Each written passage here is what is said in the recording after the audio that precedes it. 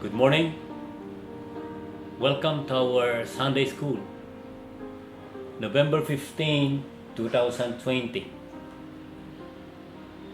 Our lesson for today is Jacob's Dream. Ang panaginip ni Jacob. Background scripture is still in the book of Genesis chapter 28. Our material, Sunday school material, is the NIV Standard Lesson Commentary. Let us start with a prayer. Panginoon, muli kaming lumalapit sa iyo para magpasalamat at magpuri. Salamat, Panginoon, sa pagkakataon na makapag-aral ng iyong banal na salita. Hinihiling namin, Panginoon, na gabayan mo kami sa aming pag-aaral tungkol sa katapatan mo kay Jacob, tungkol sa katapatan mong gawin ng iyong pangako kay Jacob sa kanyang paglalakbay at sa kanyang pagbalik sa lupang iyong pinangako sa kanya. Itong dalangin namin sa pangalan ni Jesus. Amen. Okay, so let's just look at our curriculum for the year. We are in quarter 1, first quarter. The theme is God's world and God's people. That is for the months of September, October, November. And the background scripture is from the book of Genesis. The second quarter, the theme is our love for God. Those are the months of December, January, February.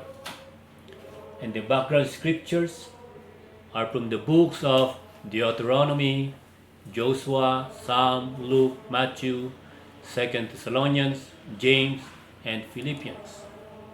The third quarter, covering the months of March, April, May, the theme is discipleship and mission. And background scriptures are coming from the books of Luke, Mark, Matthew, and Romans. And the fourth quarter, covering the months of June, July, and August, covenant with God. Background scriptures are coming from the books of Mark, Hebrews, Colossians, 1 Samuel, Ruth, and Ephesians. For this quarter, September, October, November, Unit 1 is God creates the world. Nung nilalang ng Diyos ang mundo at kasama ang tao. At tinignan natin ang kanilang buhay, ang buhay ni Adam at ni Eva. Sinuway nila ang Diyos at sila ay pinaalis sa Garden of Eden. In Unit 2, God destroys and recreates. Tinignan natin ang buhay ni Noah. Pinili ng Diyos ang ilan na tao upang maganap ang kanyang plano. Ang plano niyang maibalik ang tao sa Garden of Eden. So, tinignan natin ang buhay ni Noah. Pagkatapos, ang buhay ni Abraham. Pagkatapos, ang buhay ni Isaac. And in the month of November, God blesses and recreates ang buhay naman ni Jacob. Si Jacob, later on, was named Israel. So, buhay ni Jacob. In November 1, pinanganak si Esau at si Jacob. At doon pa lang sa sinapupunan ay naglalaban na sila. In November 8, Jacob's deception. Nakuha ni Jacob ang pagpapala na dapat ay para kay Esau sa pamamagitan ng panlilinlang. So, nakuha ni Jacob ang karapatan ng unang supling, the firstborn. Iyon ay binili niya sa halagang isang bandihadong sabaw ng pulang sitaw. So today we are looking at Jacob's dream. Okay, So, we will be reading the background scripture first. We read it through and then we go back again and study this verse by verse. Genesis chapter 28 verse 10. Jacob left Beersheba and set out for Haran. Umalis nga si Jacob sa Beersheba at nagpunta sa Haran.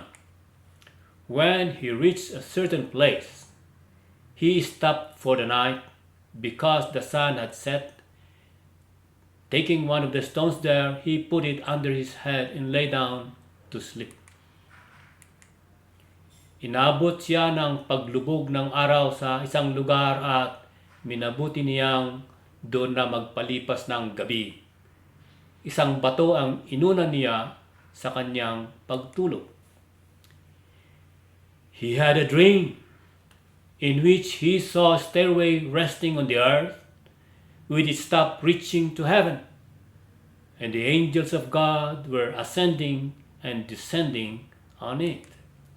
Nang gabing yaon siya'y nanaginip.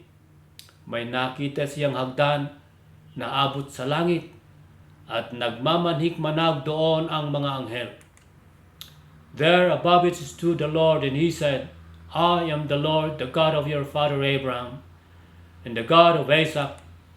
I will give you and your descendants the land on which you are lying. Walang ano-ano'y nakita niya si Yahweh sa tabi niya. Wika sa kanya, ako si Yahweh, ang Diyos ni Abraham at ni Isaac.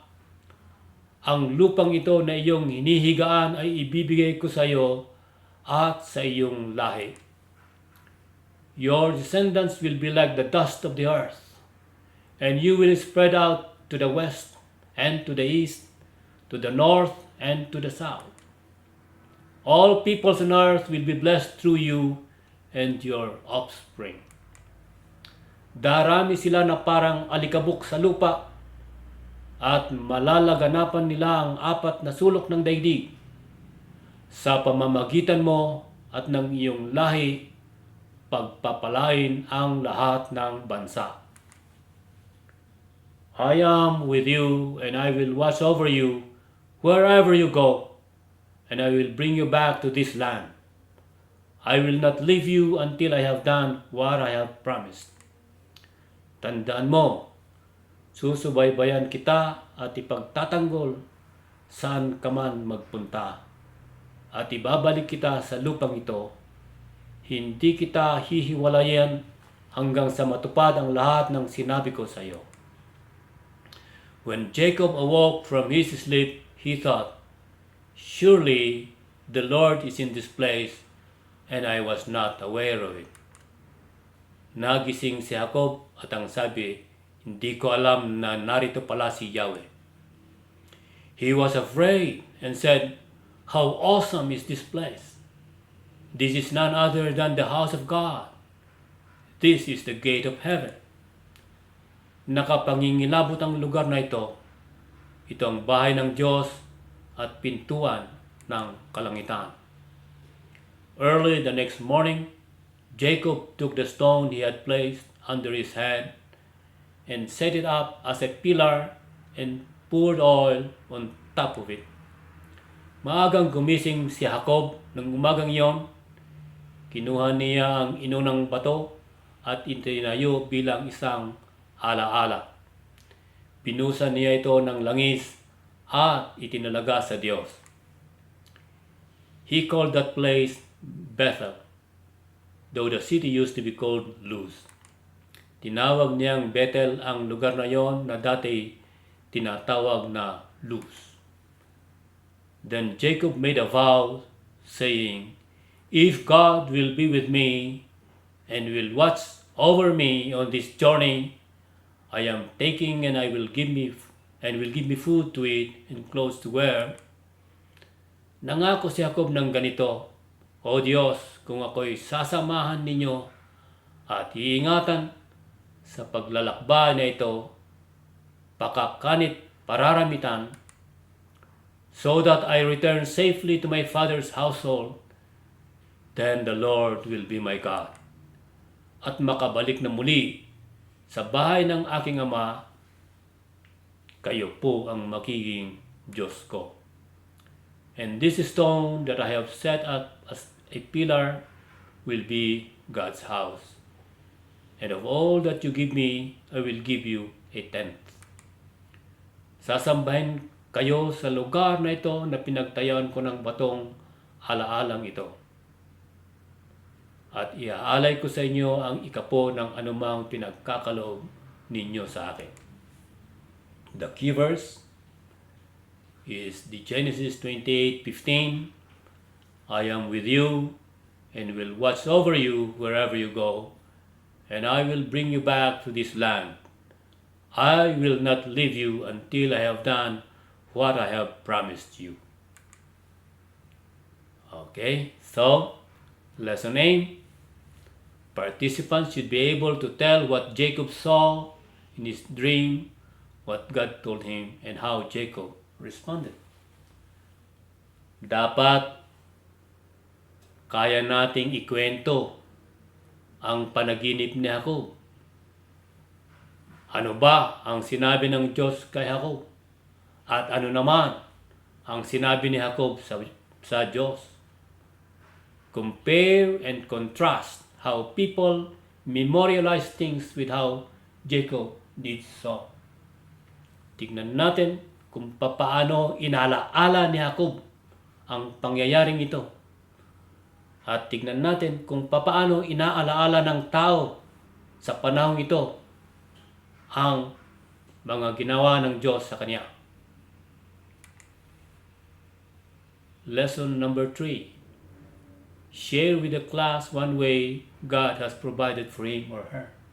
Sa ating buhay, tingnan natin, alalahanin natin, ano ang mga biyayang ipinagkaloob sa atin ng Diyos. Okay, so, lesson outline. These are the things that we'll cover during the duration of our Sunday school. We have the introduction, from scripture to song, then the lesson context. And then we have a conclusion there, stepping stones. Isang mga bato ng pag-alaala at ihinto tayo doon. But the lesson proper, Roman numeral number 1, moving away. Ang paglalakbay, paalis, paglabas ni Jacob. At yan ay mula versikulo 10 hanggang 15. Marking the place, tinandaan niya yung lugar na yon. Doon saan siya nanaginip at nakita ang Diyos. This will be from verse 16 to 19. Roman numeral number 3, making a vow. Ang pangako, ano ang pangako ng Diyos? Ano ang pangako ni Jacob? Yan ay mula versikulo 20 hanggang 22. Okay, so the introduction, from scripture to song. Jacob's experience with God via dream has prompted two well-known songs. Merong nasulat na dalawang magandang awitin, hymn, tungkol dito sa scripture na ito, yung karanasan ni Jacob. We are climbing Jacob's ladder, at yung isa naman ay Nearer My God to Thee. Itong dalawang awiting ito ay tungkol sa panaginip ni Jacob. The latter is perhaps best known as the song played in the movie Titanic.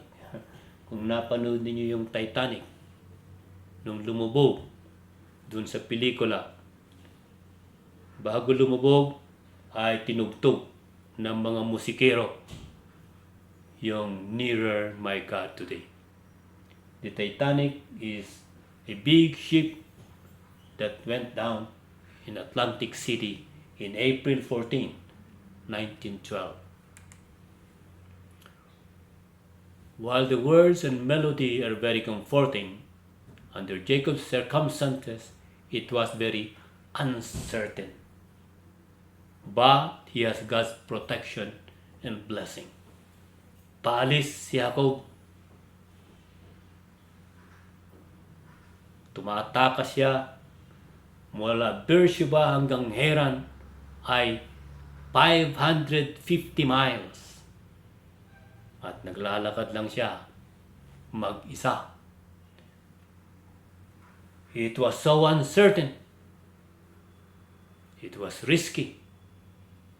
Pero kasama niya ang Diyos.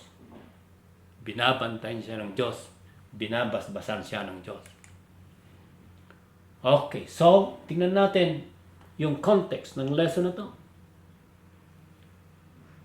When Esau learned that Jacob, by deception, already have the blessing due to him, Esau said, I will kill Jacob. Papatayin ni Esau si Jacob. Sabi niya, pagkatapos mailibing ng aking ama, papatayin ko siya. Yan yung context.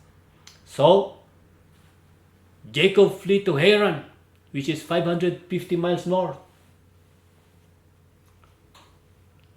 There he will go to Laban. Who is Laban?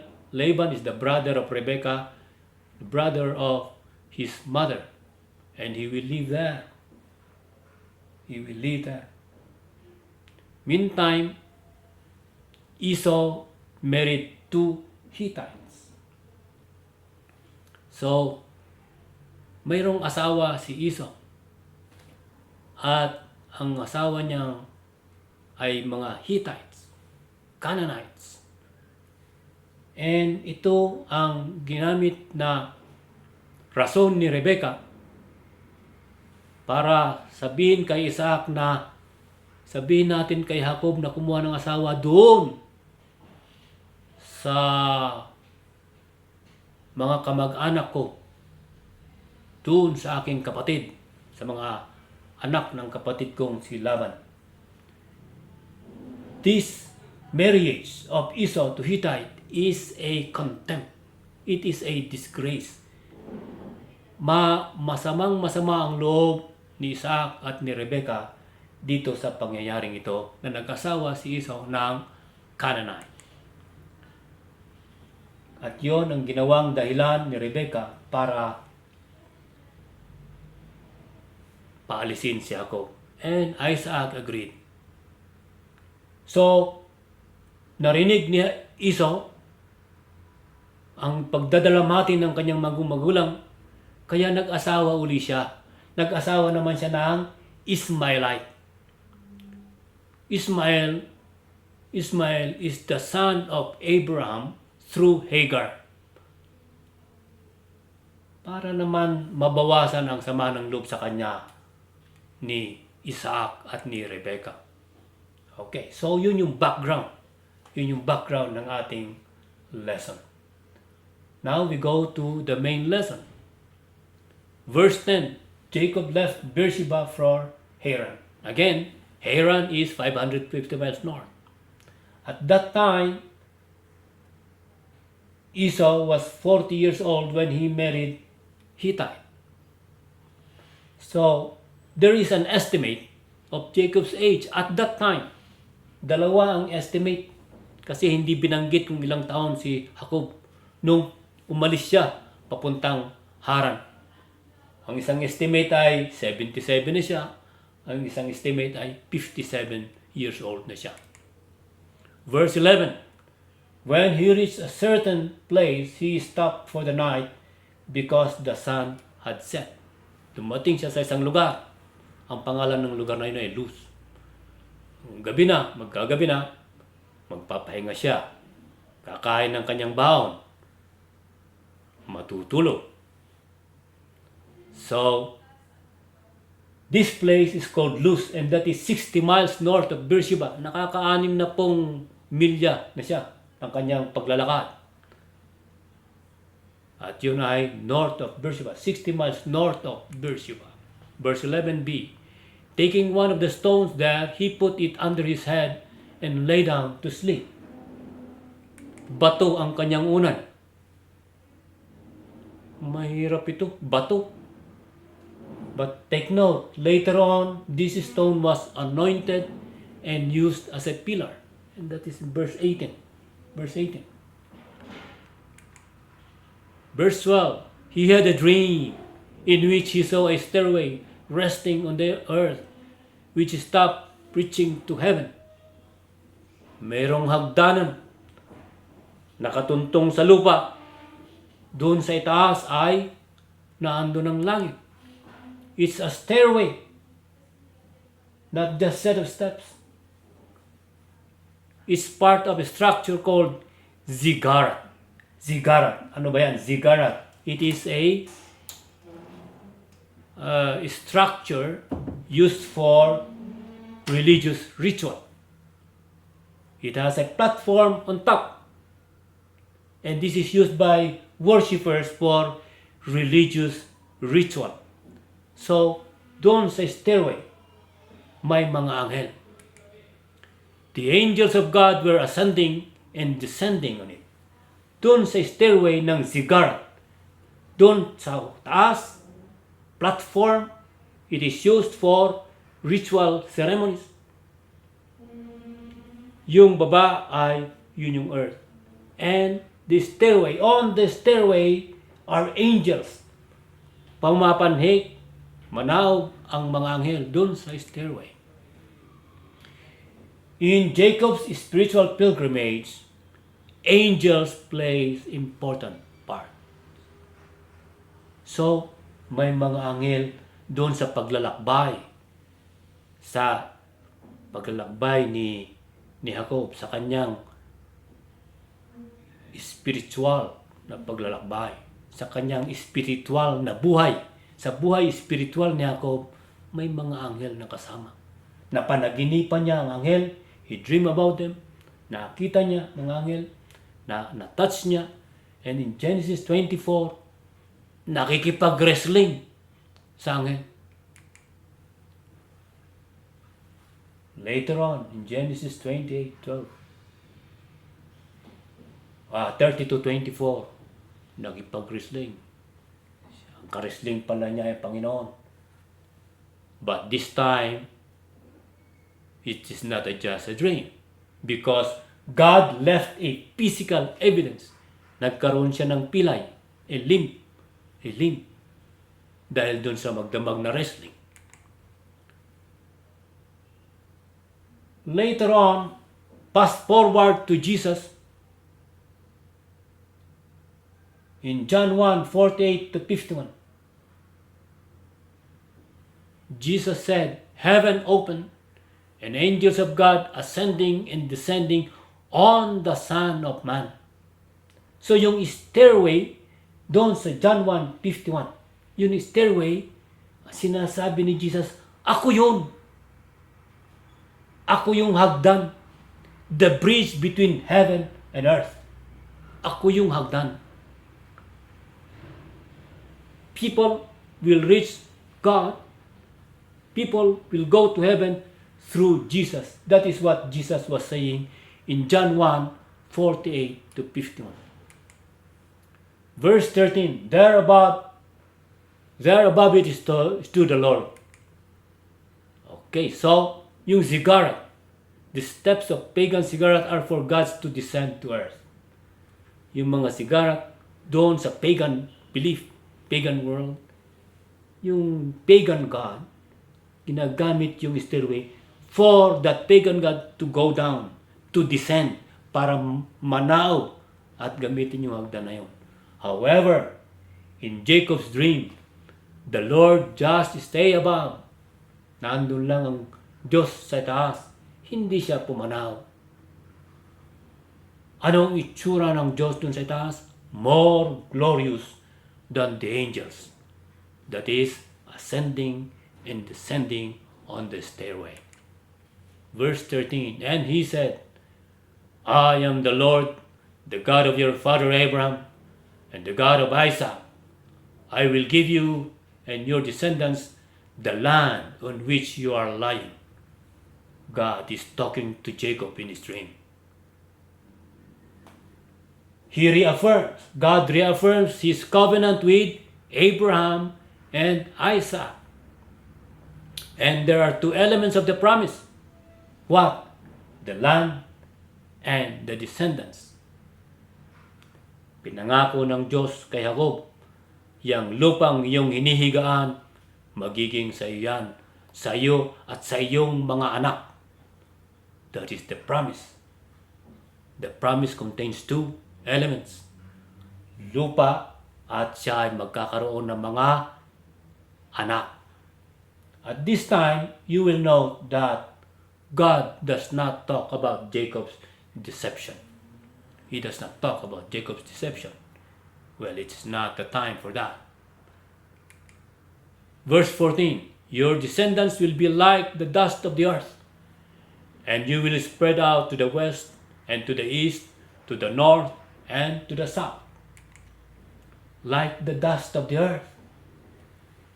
This language reflects God's promise to Abraham in Genesis 13, 14 to 18.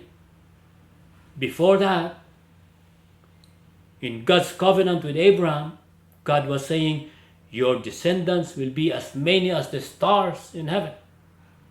But move forward tayo, when God was talking to Abraham during the time that Sodom and Gomorrah was destroyed by God, God said to Abraham again, your descendants will be like the dust of the earth.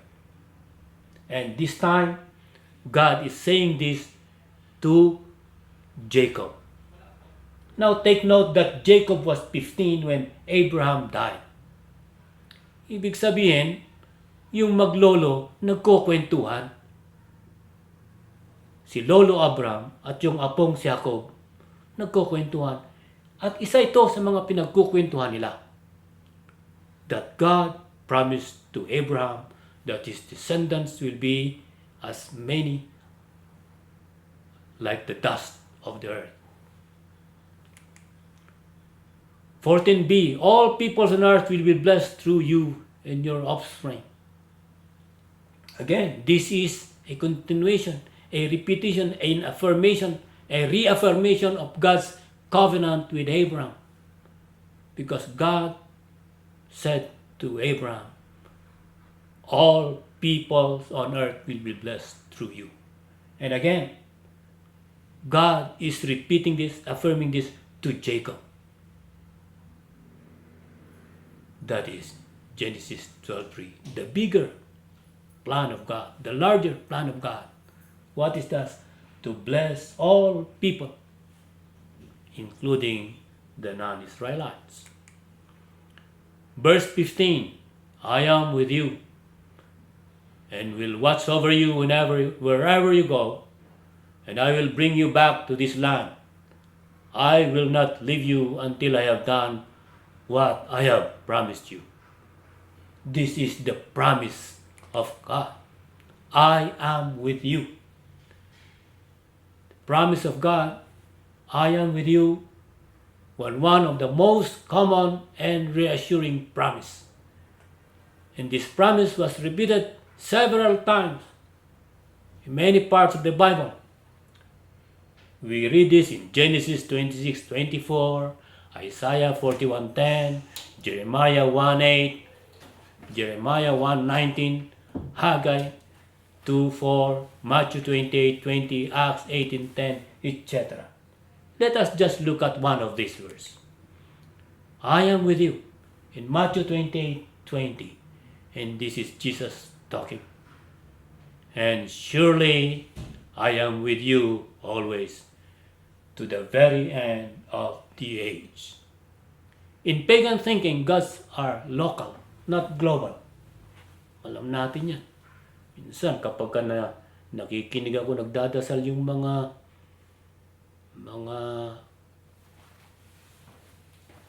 Cordilleran, yung Panginoon doon sa Amyanan, yung Panginoon doon sa they are local. But here, God is everywhere. And that was mentioned by the psalmist in chapter 139, Psalm 139, 7 to 12. the psalmist was saying, where can I go that you are not there?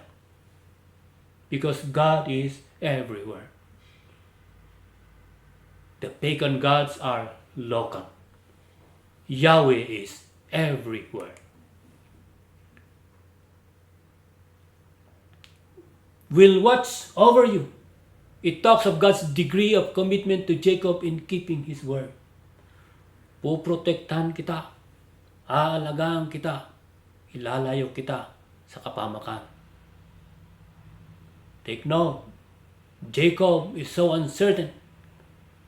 Jacob left home and he does not know what he will see. He does not know how he will be treated along the way and at the end of the journey. So much uncertainty. But God promised Abraham, I will watch over you. This is the beginning of the journey. Later on, we will see that 20 years after, Jacob will go back to the same place. And God had kept His promise. God is faithful in His promise to Jacob. Verse 16. When Jacob awoke from his sleep, he thought, surely the Lord is in this place, and I was not aware of it. The Lord is in this place.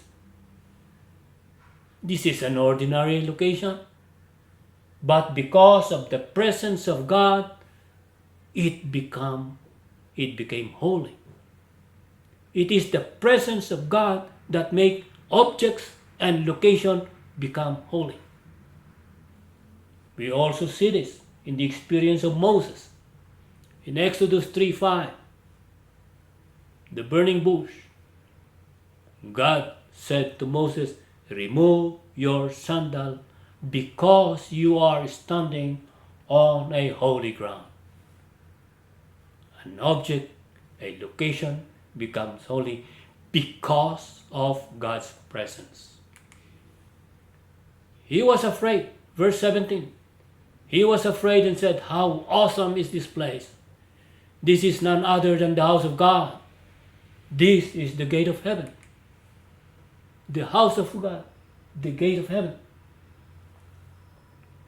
Jacob found himself in the presence of God and had spoken to him. But later on, in verse 19, we see what happened to this place. The place is called Luz, but it was named Bethel, meaning the house of God. Early the next morning, Jacob took the stone he had placed under his head and set it up as pillar and poured oil on top of it. Okay, so the stone and the oil. The oil is used in Old Testament to set apart priests and kings. Yung mga piniling pare, propeta, at yung mga piniling hari, they are anointed by oil. Samuel did this to David. But it is not limited to people. Oil is also used on objects. Example is in Exodus 30:22-29. Oil was used to anoint the tent of the meeting, the Ark of the Covenant, etc. So in this place, Jacob anointed the stone with an oil. The stone as pillar to commemorate the important event. It is a sign, it is a remembrance para maalaala, isang alaala doon sa napakagandang pangyayari noong mangako ang Diyos kay Jacob. So, itong batong ito ang magpapaalaala kay Jacob doon sa kanyang karanasan na nakita siya at nakausap ang Diyos. He called that place Bethel, though the city used to be called Luz. Bethel means house of God. Yan. Pero later on, fast forward tayo, when Israel was divided, the north and the south, Ang templo ay nandun sa south, kaya yung mga taga-north, sabi nila, bakit kinakailangan pa tayong pumunta dun sa south para sambahin ng Diyos? The northern people built a golden calf in that same place. The golden calf, an idol. This should really make God very, very sad. Malungkot ang Diyos dyan. Verse 20, 21. Then Jacob made a vow, saying, if God will be with me and will watch over me on this journey I am taking, and will give me food to eat and clothes to wear, so that I return safely to my father's household, then the Lord will be my God. Yung pangako ni Jacob sa Diyos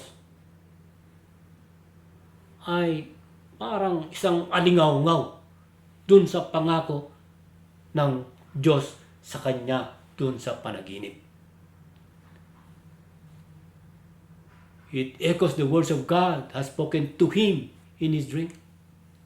Then the Lord will be my God, and this stone that I have set up as a pillar will be God's house. Nangangako si Jacob na pagkatapos na kanyang paglalakbay at siya umuwi at natupad ang pangako ng Diyos, ang sabi ni Jacob, then ikaw nga ang Diyos ko. He is pledging that at the end of his journey, his personal relationship with the Lord will be far deeper than what it is now. Jacob's vow was based on what God has revealed to him. It is different from vows made to God in the heat of crisis or emergency. Yung pangako na ginawa ni Jacob sa Diyos ay dahil doon sa mga pinakita at isiniwalat ng Diyos sa kanya. Ano ang plano ng Diyos? Sinundan ni Jacob ang plano ng Diyos at yun, doon nanggaling ang kanyang pangako sa Diyos. Iba yung ang tao ay nangangako sa Diyos dahil sa sariling kapakanan, dahil sa siguro emergency, dahil sa krisis, o dahil sa may mga kagustuhan. Hindi ganon ang senaryo. Ang pangako na Jacob ay ayon sa plano ng Diyos na inilahad sa kanya. Verse 22, and of all that you give me, I will give you a tenth. Yeah, my tithe or tenth was usually a tax given to a ruler. But the context shows that Jacob's desire to give tenth to God is in appreciation to God's working through him. Yun yung kadahilanan. Bakit biglang nangako? Dahil tuwan-tuwa si Jacob. Sa kanyang katuwaan, nangako siya ng ganito sa Panginoon. There is a precedent of this. Abraham offered a tenth to Melchizedek, and that was in Genesis 14:17-20. Ang istorya nito, naandun, nakikipaggera si Abraham at siya ay naging tagumpay sa kanilang laban, sa kanilang labanan. At sa kanyang katuwaan, dahil binasbasan siya ni Melchizedek, sabi niya kay Melchizedek, I am going to give a tenth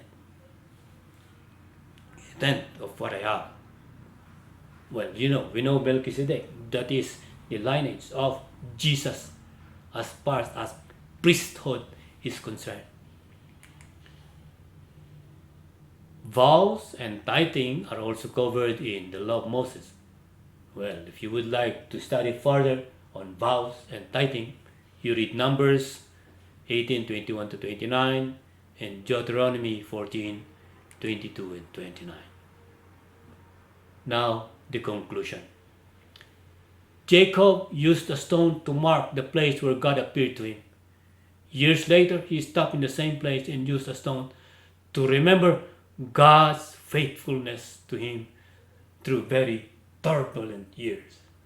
Pagkatapos ng paglalakbay ni Jacob, gumamit siya ng bato para alalahanin ang katapatan ng Diyos sa kanyang pangako.